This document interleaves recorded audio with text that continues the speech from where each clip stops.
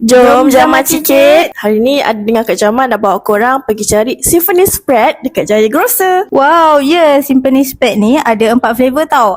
Black sesame, dark chocolate, hazelnut chocolate dan juga matcha. Tapi Kak Jama ambil dark chocolate dengan hazelnut chocolate. Betul, sebab yang tu je ada. Lain semua dah sold out. Betul. Laku keras kata kau. Lepas tu kita orang nak tunjuk lah apa resepi yang korang boleh buat dengan Symphony Spread ni. Bukan semata-mata makan dengan roti je tau, tapi boleh juga dikombinasikan dengan idea-idea lain. Ikutlah kreativiti korang macam mana. Macam Kak Jama ni, Kak Jama tengah buat roti goreng. Wow, roti goreng. Biasa dengar aiskrim goreng je. Ini resipi baru ni. Betul, ni resepi Kak Jama sendiri tau. Sambil tunggu minyak panas, Kak Jama pun makanlah spread ni dengan roti. Tak tahan lah, bau dia sedap. Wah, nampak menarik lah roti goreng ni dengan warna perang keemasan dia tu. Tak sabar nak rasa. Finally, siap pun roti goreng Kak Jama. Lepas tu Kak Jama nak usia lah adik Jama buat resepi apa pula. Okey, adik Jama buat resepi waffle ice cream symphony. Tapi yang ni adik Jama guna hazelnut chocolate lah. Tengoklah tu, mudah je nak drizzle. Pakai sudu pun okey lah. Sekarang tibalah masa untuk kami menjama. Wow, muka nampak excited dua-dua ni. Betul lah, tengoklah tu. Adik Jama tengah makan waffle dia. Ya, waffle lembut, aiskrim sejuk, kena pula dengan manis-manis hazelnut tu.